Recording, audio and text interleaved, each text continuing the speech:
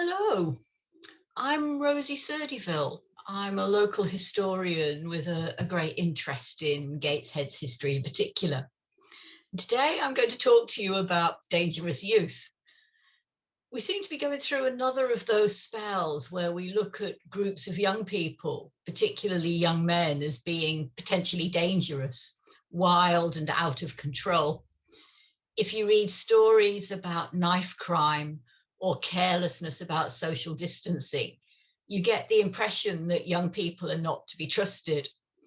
The reality is, of course, far more mixed than that. But that phenomenon of being afraid of our own young people is not something new. And that's what I'm going to look at today. I'm going to take a few historical examples from our own area. The idea that youth are not what they ought to be or what they used to be is a very ancient one. Thomas More, back in the 16th century, complained that the young men of his generation seemed to be more interested in drinking and running wild than in settling down to earn their living and behave appropriately. Of course, our concept of childhood has changed enormously. The idea of the teenager is essentially a post-World War II invention. And youth culture, the idea that youth or that young people, those below 25 basically, will have their own social networks, their own ways of dressing, listen to different music, be into different entertainment and leisure ideas than the rest of us oldies, is a really new one. Before, children were regarded as essentially young adults. And that meant that they were going to be starting work and taking part in adult society at an age that we would just find unimaginable now. Children of 6 or 7, if you came from a poorer background, would be expected to contribute to the family income. It was only as we started to develop an idea of childhood as a period when children should be cared for, nurtured, educated, that we started to see a change in that belief. And of course, the idea that mass education was an absolute necessity would only really turn up in the latter half of the 19th century. And that's very much driven by the need for an educated workforce. Industrialization and the work in factories plus the growth of empire meant that people needed to be far better educated just to take part in their adult life. The school leaving age of 14 was the period when you moved from being a child to being an adult. It was the time when you went out to work. And employment was often differentiated by age, but that was on the basis of your status rather than because you were seen as an in-betweener, a teenager.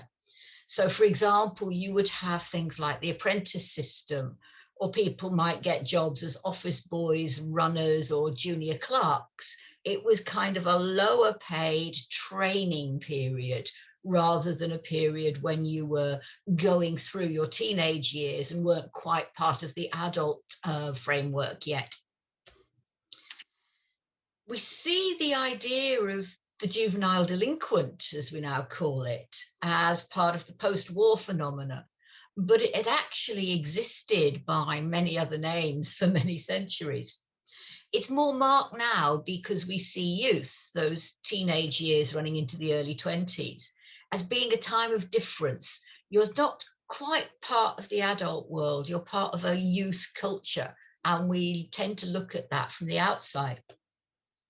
The Victorians recognised youth culture, but their papers were full of complaints about it. There was a real fear of what some called feral youth. They were referring to street children, some of whom, of course, did end up in serious trouble. There'd been an influx of people into Britain's cities with the Industrial Revolution, crammed into slum housing and often living in desperate poverty. Families were hard-pressed to care for their younger members, often forced into employment as labourers, chimney sweeps, or in the mines. Children as young as 6 could find themselves needing to earn a living. We laugh at it now, but there was a good reason why the temperance movement took off in Britain at that point. Heavy drinking was still habitual amongst men of all classes at the turn of the 19th century, and in the working classes amongst women too. Gin was plentiful and cheap. This led to the neglect of children and often to worse. Children would be put out onto the streets in the morning and told not to come back until they'd got something: food, money, items of value, anything. How they got it was up to them.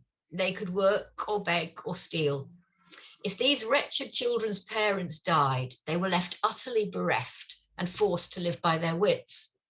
Many were taken into workhouses as a welfare measure, but there was no shortage of landlords to take advantage of those who did not want to go. Those landlords would feed and house the children and encourage them to continue their work on the streets. Charles Dickens' Fagin is an obvious fictional example. In their defense, it must be said that these landlords did actually provide basic care for the children. The trouble was that many of the youngsters grew to accept the life, and this became a huge social problem. Growing numbers of lawless children on the streets of every city made the middle classes of the 19th century feel distinctly unsafe. Oliver Twist was written in part to make people aware of the plight of street children and the risks to their physical and emotional health. Industrial schools, like the one that would be created on Durham Road, were set up in the mid-19th century by local philanthropists. The Abbott Memorial School on Durham Road, which was set up in 1868, was put together by a woman who wanted a memorial to her husband who died quite recently, and who had the means and the social contacts to put that together. It housed 100 boys and 50 girls, and the objective was to rescue destitute children from a life of ignorance and degradation and give them food, shelter, and education to fit them for work a little later on. This is the admissions page of the Newcastle Industrial School from 1860. They noted each new arrival and gave us some idea of their circumstances. Most of the children had suffered family breakdown, violence, or the death of a parent. So here, for example, we have one entry for Thomas Harper, which tells us that the father, Thomas Harper, was a ship's carpenter at Howden. He blames the boy's stepmother for having, by her cruelty, driven him from home and making it necessary for him to come to the industrial school for shelter. This is a drawing from the Gateshead archive of the Abbott Memorial Industrial School.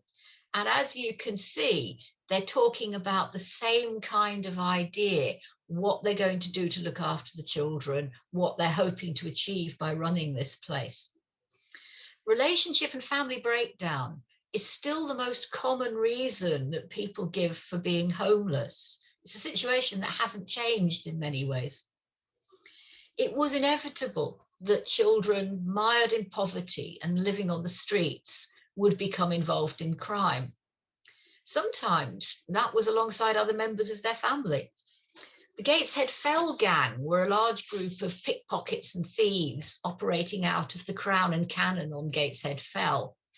We're told in a hue and cry notice posted in the Newcastle Courant in January 1782 that the Douglases, Thomas Douglas, his wife, John Douglas, his brother, John's wife, Eleanor, and David, their elder son, who was only 15 years old, were all either lately resided or lodging at about the head of Gateshead and on Gateshead Fell. Other parts of the gang were based in Bishop Auckland, though they seemed to be a fairly mobile group, changing names, swapping identities, and staying one step ahead of the law as far as possible. That idea of the very young being capable of living an adult life of crime is not surprising. Here we have Robert Charlton from Newcastle, who at 16 was a labourer, but got himself into trouble by stealing a couple of pairs of boots. Young David Douglas was probably something very similar. They were eventually rounded up, though we don't know what became of young David. And we're told that at least 4 of them, by this time being called the Bishop Auckland gang, were caught somewhere, we think, around the Crown and Cannon, though they seem to have been traced to an alehouse in Pipewell Gate, which is where they were actually apprehended. I've not been able to find a drawing of the old Crown and Cannon, but I did find this photograph in the archive, and it sounds as if it may well be the remains of that original pub. It was demolished in 1905. It certainly seems to be on the right site. The archives have a number of images of young people like Robert here, photographed for the records. In some cases, actually included in police identity books, which meant that they were habitual criminals and that the police needed to look out for them. And there are some fascinating bits of information included in newspaper reports of trials, as well as the police records themselves. So, for example, here we have a gang of 3 young men who got into trouble for stealing clothes, ended up being sentenced to 6 months in prison. Robert Bolem was 16 years old and a labourer, and he, along with William Salmon, who was 18 and a puddler, had been born in Gateshead. Thomas Garrity, a labourer, seems to have come from Dumfries. What brought him down to Newcastle, we don't know, but there certainly seems to be a history of people moving around between big industrial cities, looking for work and for some way of making a living. We get an amazing amount of detail about them from these records. So, for example, we know that Robert was 5'7" and that his hair was brown and his eyes were hazel. Here's another young woman who got into trouble. Isabella Hindmarsh, also from Gateshead, was a servant, 16 years old and only 4.5 foot high. She must have been a petite little creature. She got convicted of stealing money. We don't know who from, we don't know what the circumstances were, but we know what happened to her. She was sentenced to a month in prison with hard labour, which will have been anything from breaking stones or rock to unpicking hemp, stiff rope, which had been used probably on board ship and which was now being pulled apart to be rewoven. It was desperately hard work, and you would end up with bleeding, sore, swollen fingers very rapidly as you embarked on it. Really severe punishment for what was probably a minor offence, and we know was her first offence. There was no mercy or pity being shown for this 16-year-old. Mary Ledbitter of North Shields was even younger. She was only 12 years old. Again, this was her first offence. We're told that she'd gone after 2 younger children who'd been sent to the shops by their parents. The amount of money that she got was quite small, 1 shilling, 2 shillings perhaps. She pleaded guilty to both charges and promised that she would not steal any more.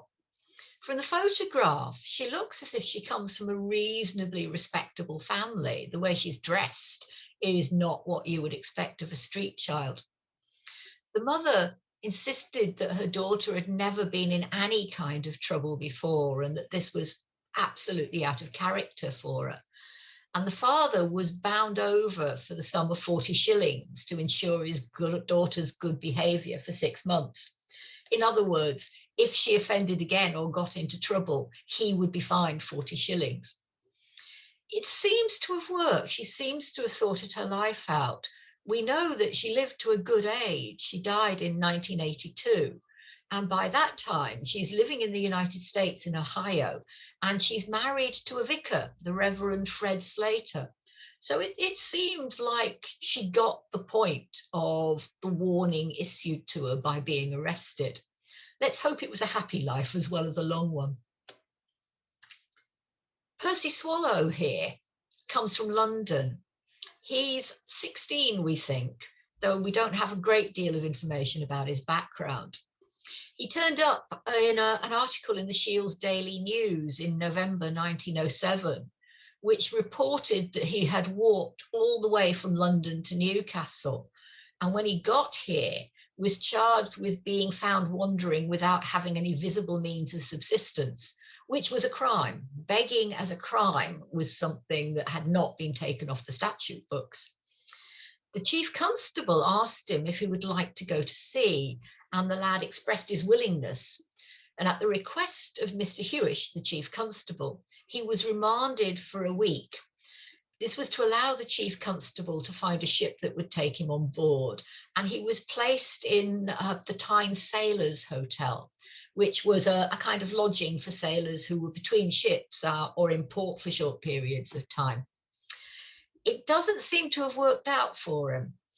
Only 5 days later, the Shields Daily reported that he was up in court again, this time accused of stealing.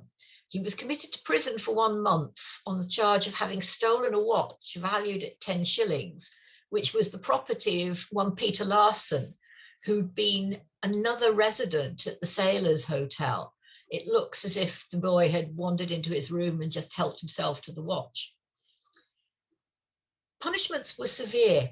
Prison terms with hard labour were not in the least bit unusual, and they were applied to young as well as old. Pressure was building to try and find a better way of dealing with young offenders, though, and the reformed school system was about to be born. The Newcastle Reformatory for Boys, which would end up being based at Axwell Park in Gateshead, had its first home in Newcastle up on Barrack Road in 1853. It was set up by a charitable group with the wonderful name of the Newcastle, Northumberland and Durham Society for the Repression of Juvenile Crime and the Reformation of Youthful Delinquents. It didn't get off to a promising start. We're told that the school began with one pupil, a boy of 15, who had that very day been released from his 4th prison term. The following day, he was joined by a boy of 19, whose stay was rather short as he mickeyed off the same evening. By October the 7th, 11 boys had been received, of whom 5 had decamped almost immediately after entering the reformatory. They decided that the problem was that the master in charge of it was too soft, and he was promptly replaced by somebody who was supposed to be a little bit firmer. The school comprised a house for the master, workrooms and dormitories for the boy, and a small playground was provided at the back of the building. At a later date, 3 acres of waste land were leased from the town's herbage committee. A bit of the town moor basically was handed over to them. And this was going to be cultivated by the school's inmates. The idea was that they would learn skills and be put to work, as well as having time to play and to be looked after, to be made to feel that they were cared for in some way. This wasn't intended as an alternative prison, though they didn't have any freedom of movement. Their indoor work included carpentry, wood turning, clog making, sack making, paper bag making, hair teasing, shoe mending, and a little tailoring. The daily routine began at 8:30 with washing and breakfast, followed by scripture lessons and worship, and then indoor work till noon. After dinner and play until 1:30 came more indoor work, and then supper at 5. A bit of schooling until 7 o'clock, and then off to bed at 9. Joining the army, joining the services, that option offered to Percy Swallow, was not unusual at the time. It offered young people a chance of employment, a place in a structured community, and the chance of excitement and travel. And it could sometimes be offered as an option to somebody in trouble, something useful to do. We still have a tendency to think of the army as an institution for the young, but that's not entirely the case. The average age of the British Army in 1914 was 28, which meant that you had a structure which included older role models and people who could take young people and mentor them through the process of becoming fully adult, as well as fully engaged in military life. Many of those who rushed up to join in 1914 when the First World War started were quite young. Men like the group often referred to as the Gateshead Gurkhas, 5 men, soldiers of the 9th Durham Light Infantry, who were amongst the most decorated in the whole of the war. The young man on the right here is Thomas Young, born in Bolden, who won the Victoria Cross, which was presented to him in Saltwell Park in June 1918. Over 10,000 people turned out to watch the quiet 22-year-old high-spend pitman turned DLI stretcher bearer. In a self-effacing speech, he said that there's not a man that wouldn't have done what I did. It was just what any of them would have done if he could. The thing happened to come my way, that's all. Whether that's true is questionable. Under heavy fire and with no weapons, Young 9 times left his shell hole to find injured men, stabilize their wounds, and carry them back to safety off the battlefield. The young, who were so much an object of fear, could also be the objects of admiration for their heroism. The odd thing, of course, is that they were perfectly normal young men, just like us. There's often a perception that people in the past were different, but when we look at some of what they've left behind, we get a sense of people who we can connect to. I remember reading a letter from a young 18-year-old from Gateshead, writing to his mother while he was in a training camp getting ready to go off to fight in France. And he was complaining that he'd not heard from his girlfriend, that she'd not been in touch with him, that she'd seemed quite miffed the last time they met, and that he was far more worried about her than what was going to happen to him when he got to the Western Front. There is a letter in the Tyne and Wear archives from George Armstrong Burns to his future wife, Emily. This is in 1906, and he's writing to ask her to meet him at Scotswood Bridge. Emily was 16, George just a little older. And the letter reads in exactly the same way that a modern text would between a couple of teenagers. He says, I hope you will look lightly on my faults, the faults of the letter. He thinks he's not a particularly good writer. I've been very lonely this last week without you, and I should be only too glad to jump at the chance of seeing you. It's a very modern, very familiar way of looking at relationships. Post-World War II, what we've started to call youth culture begins to emerge as the idea of the teenager is born.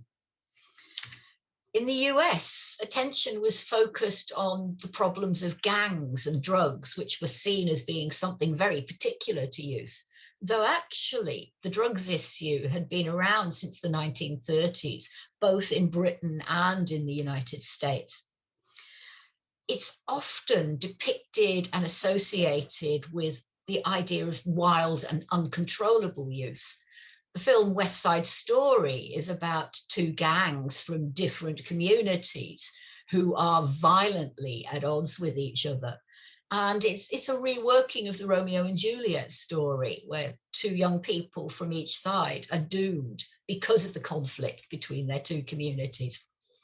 I particularly like this poster, which was produced to try and deter teenagers from getting involved with dope. And they are talking about the dope that we would still refer to. They're talking about hashish or marijuana, which was very common on both sides of the Atlantic. In Britain, the Teddy Boys emerged in the mid-1950s as the first of a series of youth movements, which came as a bit of a shock to the more staid older generation. Britain was gripped again by the sudden terror of its own youth. As if from nowhere, gangs of young men dressed in a remarkable new fashion emerged to turn streets, dance halls, and fairgrounds into battlefields. They were called Teds because their long draped jackets were reminiscent of Edwardian gear, and the name was just shortened to Teddies. They were blamed for a rising tide of post-war crime. When the arrival of rock and roll sparked further rioting and more condemnations, it was seen as a kind of deviant culture. The TEDs were to become specifically synonymous with the smashing up of cinemas. And the reason for this was due to the popularity of rock and roll. The track Rock Around the Clock by Bill Haley and the Comets was used in the film Blackboard Jungle in 1956, and it's widely credited with introducing rock and roll to young people around the world. The film was an immediate sensation in the UK, drawing hordes of teenagers to picture houses. The resulting increase in cinema receipts convinced producers to commission and rush out a whole genre of movies with rock and roll stars singing and acting in them. It's where Cliff Richard got his start in film. Disorderly conduct at cinemas was occasionally due to the crush while queuing to get admission, but it also happened inside the venues. It was said, in fact, that most of the trouble would happen inside. Youngsters danced in the aisles, on the top of the seats, and in the frenzy generated by what has been called mass-produced delirium, some teenagers took out flick knives and slashed seats and other revelers. At least that's how it was reported in the press. The media in 1956 referred to this as Rock Around the Clock riots, and it led to the film being banned in a number of locations, including Gateshead. Oddly enough, though, it didn't stop Bill Haley's concert in Newcastle in February 1957 from being an absolute sellout. You can imagine how the papers were full of commentary about what was going on, about the causes, and about how people should tackle the problem. There's a lovely article in the Newcastle Journal in February 1959, in which Lieutenant Colonel Kirkcaldy, who was in charge of a TA regiment over in Gateshead, described watching men at the Elm Grove Terrace Drill Hall the day before.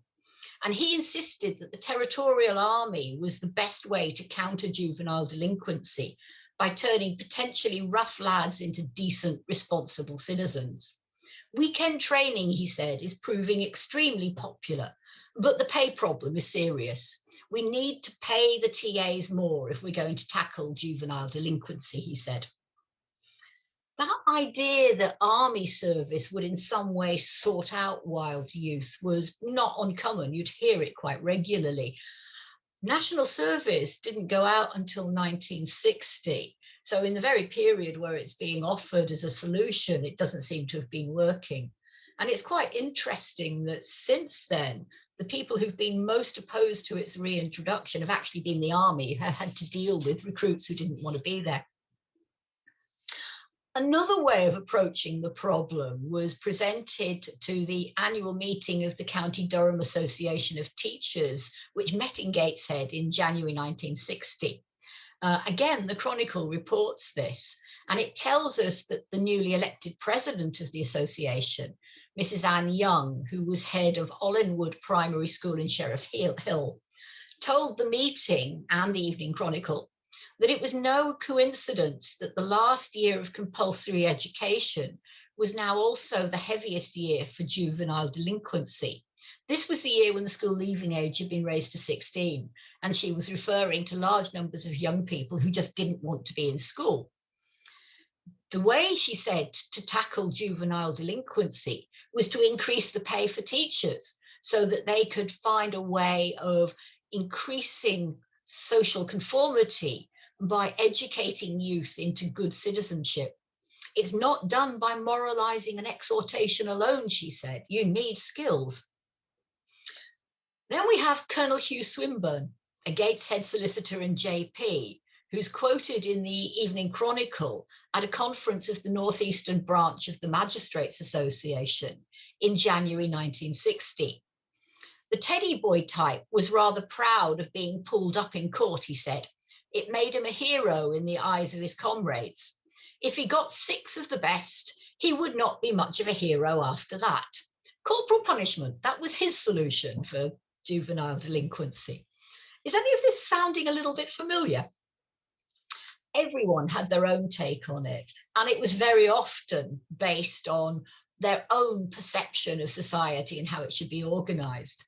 I think my favourite outrageous suggestion comes from the Daily Herald of May 1964, in which the secretary of the humanist group announces that delinquency could be prevented by more Roman Catholic and other religious education being reduced.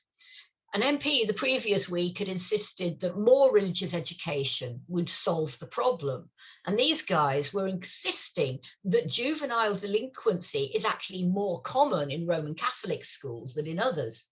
Speaking as somebody who went to a Roman Catholic school, I'm quite puzzled by that because I remember it as a place of rather heavy discipline. But you get the idea. People were talking about their own experiences and imposing that on the people that they saw around them, in particular, the young people they saw around them. And that's reflected in films of the period. Here you've got posters for a couple that really give you an idea of the 50s view of the teenager. This is a very early role for Joan Collins in a 1953 film called Kosh Boy, which is all about a juvenile delinquent who makes life unpleasant for his own family, for Joan Collins as the sister of one of his friends. He dominates his gang, he's violent, he attempts to murder his potential stepfather. And the film ends with him being sorted out by a good belting from that same stepfather, with the police benignly closing the door and walking away smiling as thrashing commences. Dangerous Youth is about a rock and roll singer who is taken into the army and who is sorted out that way. What's really interesting is when you talk to people who were working with young people at the time and they start to describe what they're actually finding. There's a project that was run by Bristol Housing Department in 1961. And what they found was that the gang members they dealt with saw themselves as failures. They'd mostly been failures at school. They were most often employed in the lowest regarded jobs, and they were often out of work. Part of the reason for their behaving badly, they suggested, is their sense of inferiority and rejection in a society which values success in spheres in which they are conspicuous failures. None of the group of adolescents that they were working with was known to get into trouble while the group were involved in the project. 8 months after it had ended, though, 5 of them had been charged and found guilty in the courts. It's a message that I think we can take on board today, that we need to actually be working with our young people, that we need to be involved with them, that we need to see them as they are, as members of a wider society. They're us, they're not something outside. It's a lesson that I think we need to take from the historical incidents that I've been talking to you about today. Thank you very much. I hope you enjoyed that. If you want to leave any questions or to make any comments, you'll be able to do so using the Facebook page. Do pop something in there and I'll have a look at it tomorrow and maybe come back to you with some more information if you're in need of it. Thank you. Bye.